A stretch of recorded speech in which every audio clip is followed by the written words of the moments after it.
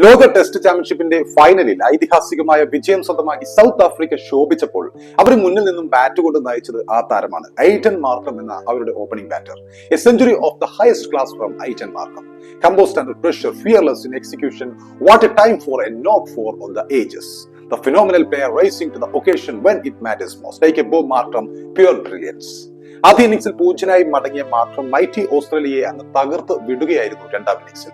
Aiden Markram becomes the first batter in this century to score 100 against Australia in a ICC final. 1975 Clive ലോയിഡിന് ശേഷം 96 അരവിന്ദ ഡിസിൽവയ്ക്ക് ശേഷം മാർക്കമിന്റെ ഓസീസിന്റെ തലയെടുത്ത century. 5 വിക്കറ്റുകൾക്കാണ് south Africa മാർക്കമിന്റെ ചിറകിലേറി ഓസ്ട്രേലിയയെ തകർത്തത്.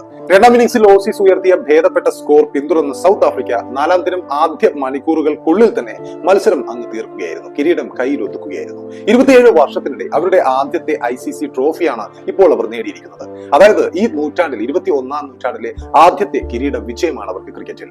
നായകൻ Temba ബൗമയുടെ നേതൃത്വത്തിൽ എത്തിയ south African ടീമിന് ഇത് അവരുടെ കഴിഞ്ഞ കാലങ്ങളിലെ എല്ലാ ശ്രമങ്ങൾക്കും കൂടി ലഭിച്ച അംഗീകാരമാണ് എന്ന് പറയാം. മത്സരത്തിന്റെ നാലാം ഇന്നിംഗ്സിൽ ട്രിക്കി സാഹചര്യത്തിൽ ഈ ഇന്നിംഗ്സിൽ സെഞ്ചുറി നേടി ഐറ്റൻ മാർക്കമാണ് മത്സരത്തിലെ അവരുടെ വിജയശില്പിയായത്. മാച്ച് പുരസ്കാരവും അദ്ദേഹത്തിന് തന്നെയാണ്.